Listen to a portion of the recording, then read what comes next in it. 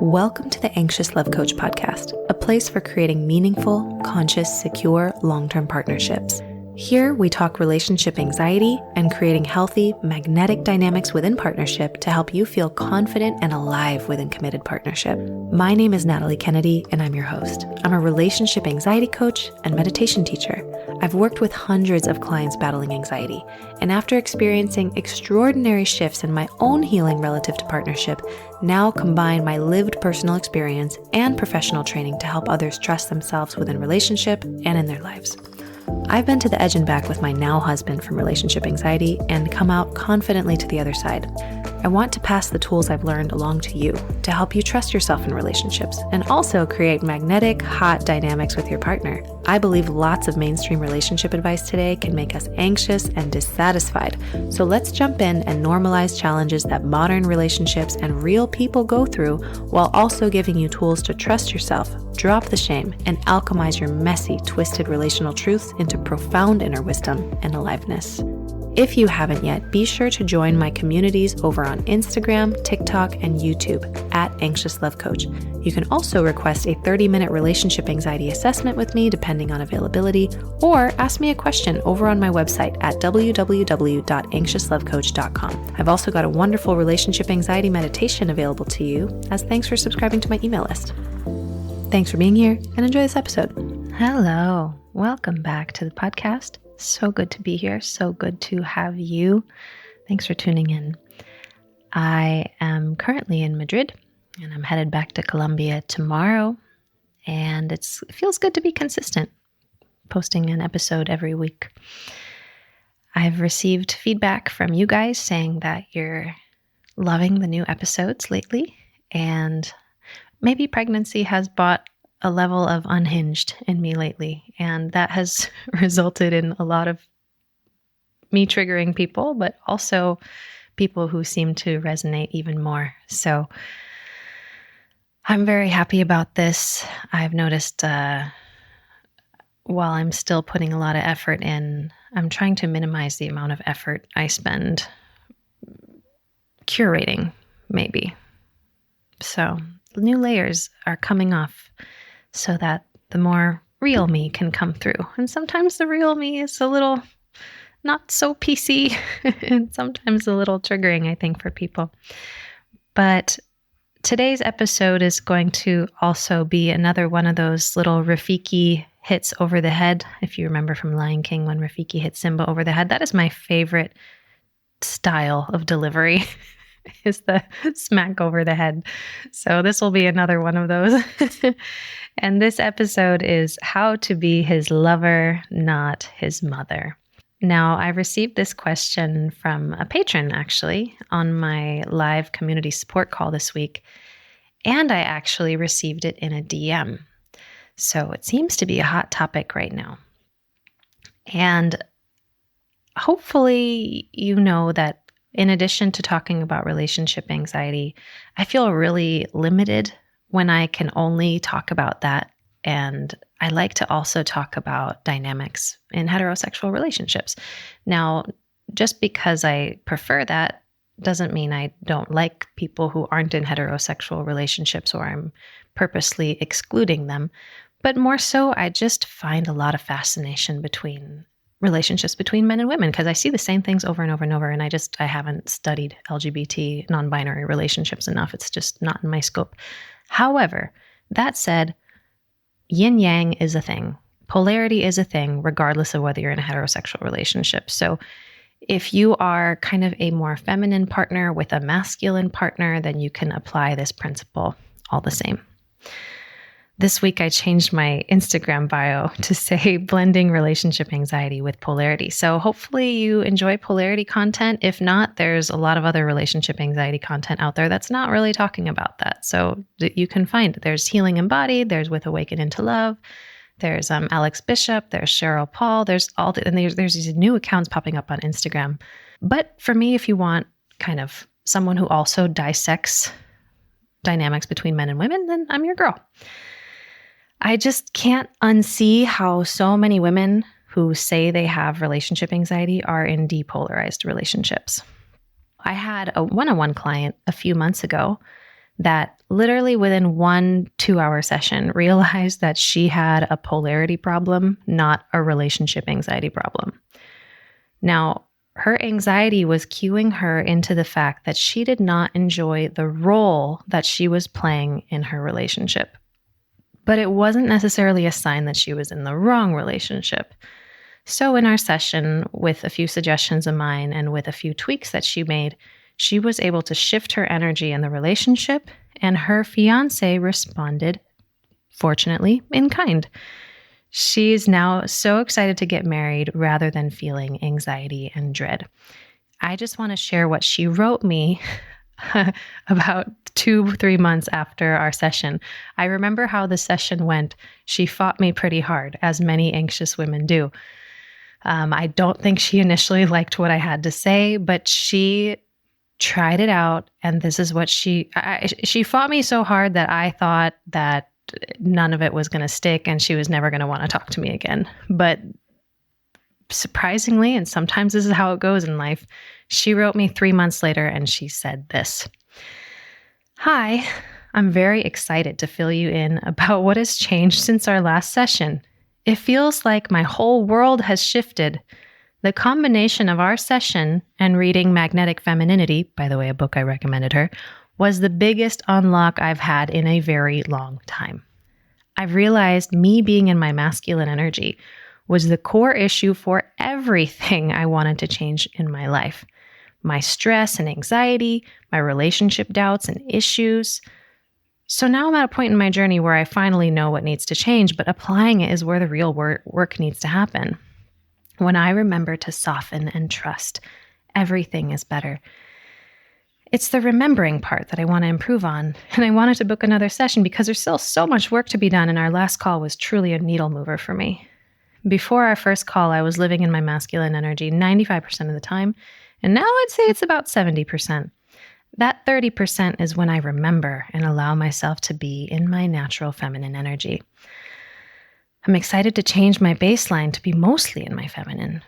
My partner is also loving our new dynamic and is so supportive, you have no idea. Anyways, really excited to chat." And then I remember we had a great chat after that. So I asked her if I could share this message, and she said yes. So that makes me very happy to hear.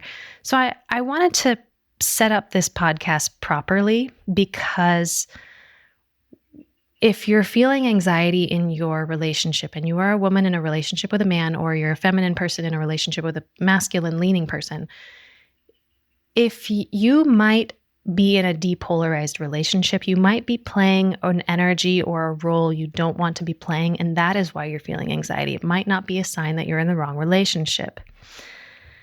So, like I said, if you're non-binary, you're going to need to figure out whether you're the more yin partner or the more yang partner, and you're going to need to apply these principles accordingly. To save time, I'm going to use the pronouns he and she. As I said, many women experiencing anxiety in their relationships are not in the wrong relationship, but occupying the wrong role. Now, if the word role is tripping you up and triggering you right now into thinking I'm suggesting you become a submissive doormat, wait, I haven't even gotten started. Stick around. It's way deeper than that, and you're basing it off of a programming that was not empowering for women. What I'm describing is a neutral stance in the relationship. So there's generally a lead and there's generally a follow. A lot of people would like to pretend that power dynamics do not exist, but they do. And this is not a bad thing. In fact, when they're done consensually and with awareness, it can be extremely satisfying and pleasurable for both people in the dynamic. And also, these types of people tend to have a dynamic that is very enviable to the people around them. So I want to share that with you today. If you find that the model that you're functioning in, where you find it difficult as a woman to have harmonious relationships with men, maybe you're willing to consider that approach isn't working either, hey? So let's try something new. If your current dynamic is working for you, great. you don't need this podcast. I'm not talking to you. But if you're in a dynamic that you think you should be in, but it doesn't feel right and you're feeling anxiety, by all means, keep doing what you're doing. But if it's not working, what if we try something different? And you might hate it at first. Honestly, I did. But you might be pleasantly surprised. And that has been the case for both me and many of my clients. So before we start talking about lover-mother dynamics, we have to talk about yang and yin. Yang and yin, actually, there is this sort of hierarchy in terms of power dynamics. Yang is a more dominant energy. Yin is perhaps a more, we could say submissive, but again, hold out till the end before you start judging me for using the word submissive. It's a less aggressive energy. So as you hear me talking, hopefully, you'll have a bigger repertoire of words that you can choose from that will help you understand yin and yang.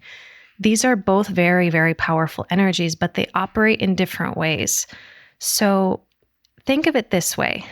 A parent is yang in relation to a child. Masculine energy is yang to yin energy. So a lot of times when I say masculine energy, what I really mean is yang. Now, yin is a more dependent energy in relation to yang.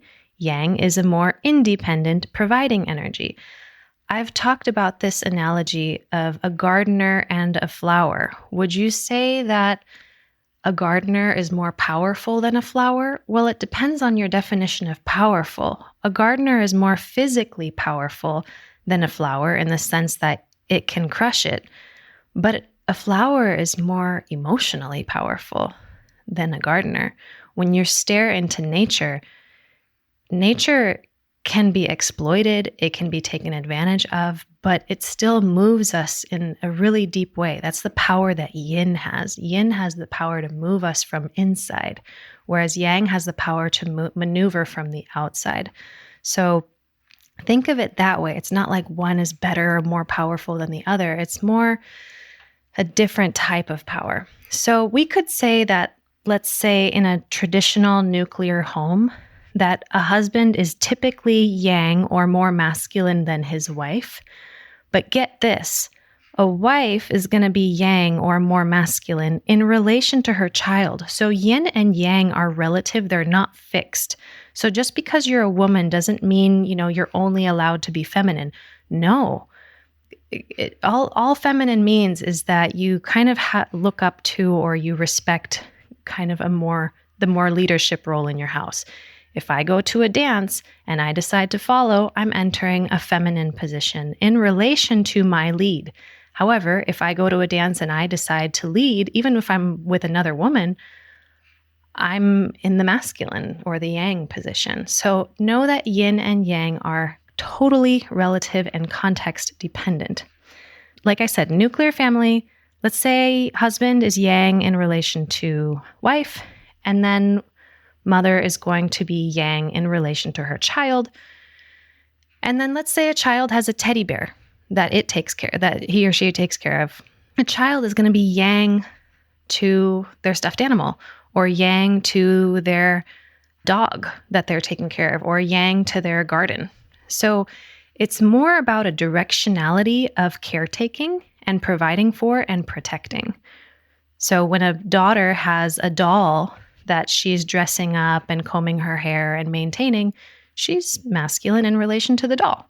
So once you can understand that, you see, everything, it falls into roles. There's always a gardener and a flower relationship. Someone's in higher kind of authority in the sense that they're caretaking and protecting and providing for.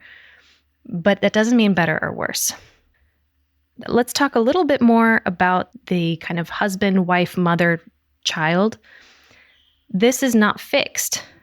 A mother is going to be yang in relation to her toddler son until he reaches a certain point. When that son reaches maturity, he's going to start getting taller and stronger and more independent, and the mother will not have any control over him at that point.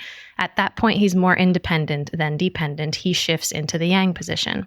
However, a mother is going to stay yang generally in relation to her adult daughter. Now, can you change this?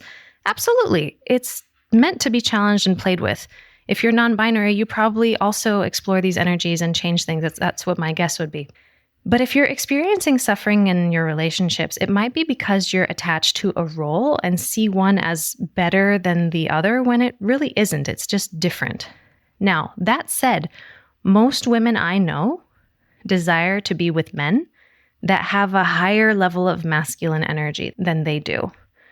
When he isn't able to take care of her or protect her or be there for her, she feels really anxious. Consider a woman who's pregnant or in labor or breastfeeding or menstruating or doing something that is really vulnerable.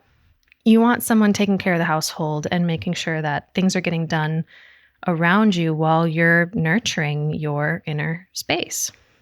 Along that same line, let's talk about like female CEOs, for instance.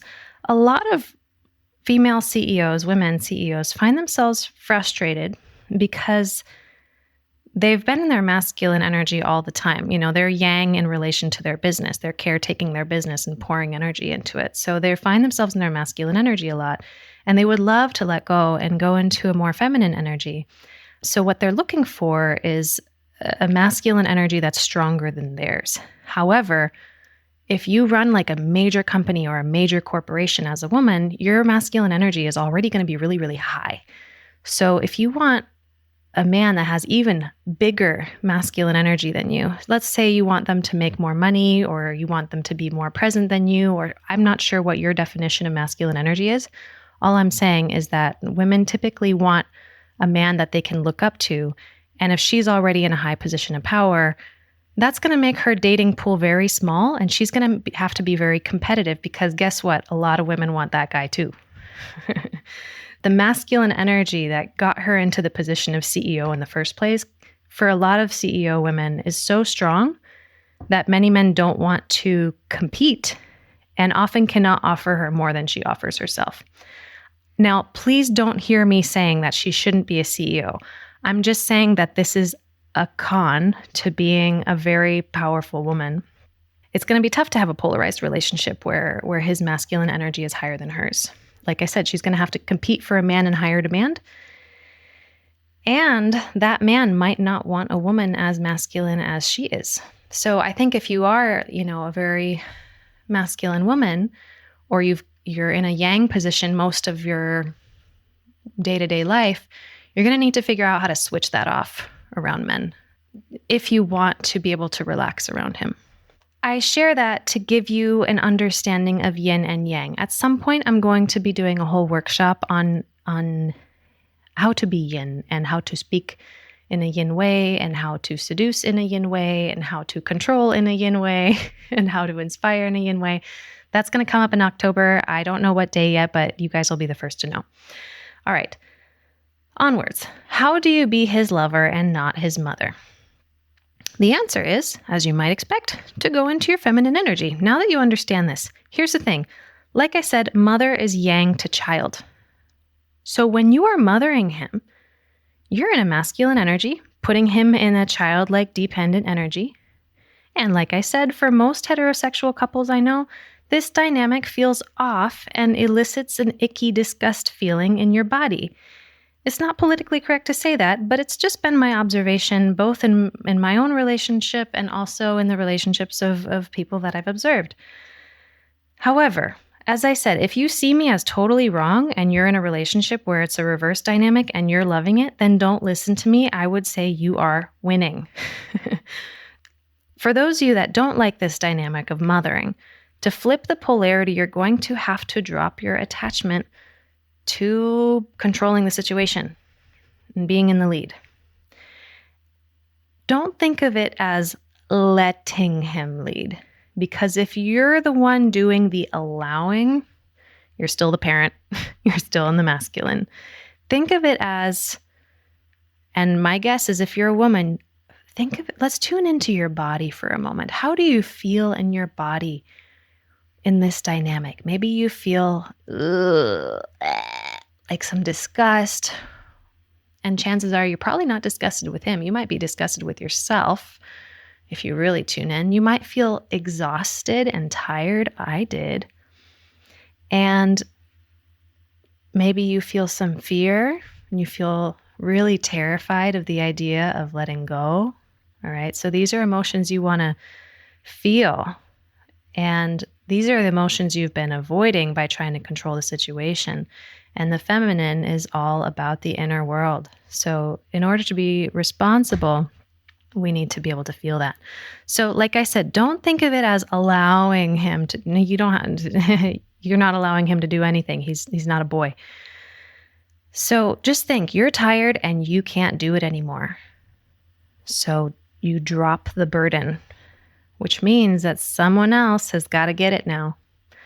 The good news is that in surrendering the leading position, someone else has the option to pick up the slack. And you don't have to figure out how that's going to get done. The flower does not figure out how she's going to get watered. She's trusting that the gardener's either going to water her or she's going to die. Obviously, don't take that literally. If you are in danger, if you enter a feminine energy and your partner responds, if you enter a genuine feminine energy, that is, not a toxic, wounded feminine energy, I'm telling you, if you give this a real try, like really, really try this out, and at some point, like I said, I'm going to do a whole workshop on yin language and how to communicate in a yin way. And I believe that if you genuinely give this a try, if your partner does not respond well to it, then you know who they are. Whereas when you're controlling them all the time, you might get the surface level thing that you want, but you'll never feel the satisfaction of your partner doing it of their own free will. So when you get out of the way and you let your exhaustion lead you and you drop the ball and you say, I'm too tired. I'm too weak. I can't do it anymore. I don't know how it's going to get done, but I can't be me anymore. That's feminine energy. You don't do it to punish. You do it because you do it out of self-love. Obviously, it's tricky if you have kids or stuff like that, but I've still seen it work in a lot of cases, and I trust that you have discernment in figuring out when this can apply and when it shouldn't. But I believe if you genuinely give this a try, you're going to see what kind of man you have. He's either going to be inspired to take care of you and say, oh, poor thing, you're tired, let me help you. Or he's going to say, too bad, so sad, suck it. Okay, and that kind of man is probably not someone you want to be with. Obviously, there's nuance. If you really want, my insight on something specific, send me a Wizio or come to a Patreon call, or I have the option for one-on-ones on my website right now. I have a couple spaces. Anyway, when you drop the ball, you don't have to figure out how that thing that you dropped is going to get done. Your sort of job as someone in the feminine position is to practice having faith that it's going to get taken care of. It doesn't mean you don't say anything, but I don't have time to get into the exact communication tips today. But you can just say, I can't. I just can't do it. I'm exhausted. And this concept might feel really foreign to you, especially if you're used to leading and controlling and micromanaging. But if you want to get to know your feminine energy, having faith is a quintessential aspect. Like I said, if you're with a good man, he's going to probably pick up the reins. Now, he might hesitate at first, especially if you've been critical in his attempts to lead. If when he steps up you criticize, then yeah, he might hesitate a bit. He might want to check for a little while if you're actually serious. So he might protest a little bit. But if you maintain your graciousness and your dignity, I think things can shift. You got to kind of hold that yoga pose. Now, I'm going to give you a real life example of how to be a lover and not a mother. I received an email this week from a past client, and she said, "Hey, Natalie, my guy gets really, really rowdy when he watches football with his friends. Now we're going to be moving in together, and I'm scared that I'm going to get overwhelmed and triggered when he has friends over and they watch football. What should I do?" All right. So we're going to talk about a few different mother-lover paths. So first off, I reminded her that this isn't objectively a problem because not every woman is bothered by this. So I don't know if she has past trauma or something that's influencing this perception, but To me, if a guy is, getting really rowdy in the living room, that's not necessarily going to tick me off unless there's something else going on. So just know that's him being noisy is not good or bad. However, that doesn't mean her perspective needs to be dismissed as wrong. And it doesn't mean that she's not allowed to want quiet time. But I pointed this out to her. Objectively, this isn't a problem because it's not much different from a drunk girls' night out, which I'm not above doing. And I'm sure glad that my husband isn't going to make comments about me getting wild and ratchet occasionally. But of course, it's not like he loves it. But like I said, that doesn't mean you have to suck it up. I asked her first what it was that bothered her about this. And she told me that she felt like he reverted to a toddler position. He went into his feminine, hey? And it made her feel like she'd either have to take care of him or otherwise have things not be taken care of. She also admitted to having watched TikToks about men acting like boys and women saying that that was a red flag. I personally disagree. Just like men, women like to let go and behave like little girls sometimes too. And I think it would be a double standard to suggest that men are never allowed to do the same, especially if the main bases are covered, like your kids are safe and the bills are paid and you're not in a survival situation. So, regarding football toddler boyfriend, here would be a couple of mothering responses. Imagine mom being annoyed with her teenage son who invited his friends over to watch football, and they're being noisy in the living room. The mothering response to her teenage son and his friends would be to come down and tell them to quiet down or get their feet off the coffee table, okay? As soon as you do this, you've opted into the yang energy in the dynamic where you're kind of the dominant one and they're supposed to submit to you because you're kind of the head of the household. Now, if you're a mother to a teenage son, that makes sense. If you have a son and the son has a play date with other sons and they're fighting in the living room, as a mother, it is your responsibility to manage the situation. So you are yang in that position, and that makes sense. However, your partner or your husband or your boyfriend is not your teenage son. So as soon as you do this, when your husband or your boyfriend has friends over, you've opted into a yang energy in the dynamic. And if you like a polarized relationship, which I do, right there, you have killed the polarity. If it's your partner, he's either going to feel like he has to submit to you, which you're going to get the ick about, I promise, or he's going to fight and protest, and now you have a power struggle. The other option, if you're kind of in the yang or the mothering position, is that annoyed mother goes upstairs, but she's totally bothered by the noise and she just stews silently in resentment, tolerating all of it. Then she perhaps explodes later. This is also not ideal. What would a lover do? Well, like I said, the good news is your partner is not a teenage boy and he's not a toddler. He can tie his shoes all by himself and he was doing it before you met. So they don't need your supervision. I would say get out of the house. If it was a sudden gathering, let him know, hey, I'm headed to the salon. Have fun. Your guy is going to be excited for his guys to leave and see his happy, pampered woman coming home. Now, if it's something regular and you can plan ahead for it and it doesn't come out of the blue, I would say plan ahead. Now, over time, your guy might notice that you're never around when he invites his friends over for football. And he either might start doing it less often or doing something else that would make you more comfortable. This is especially true if you are gracious and pleasant, allowing him to be who he is, while also allowing yourself to be who you are. And the reality is, you don't enjoy having a bunch of rowdy men in your house, so peace out, guys. Understand that the feminine approach to relationship is a more subtle one. I'm still direct with my husband when I need to be, and I can't find a subtle way like the example I gave today. For instance, let's say I'm having a phone call during the time his friends are over. Now, my husband doesn't watch football, but let's say he did. If I were having a phone call or a client call during his friends are over, I might say something like, hey, I'm feeling a bit of anxiety, which is going to invite him to ask me why, if he gives a shit.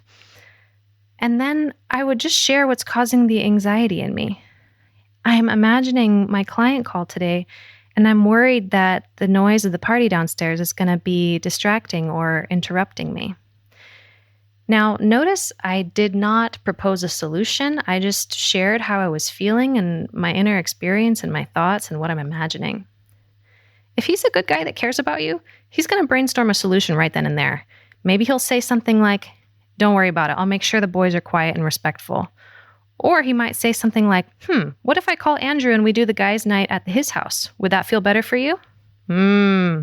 Now you get to call him your hero, and you didn't have to waste any energy figuring out a thing. I don't know about you, but I'm always thinking and I'm always brainstorming. Having someone else come up with solutions is such a relief to me, and my husband feels so needed and important and appreciated.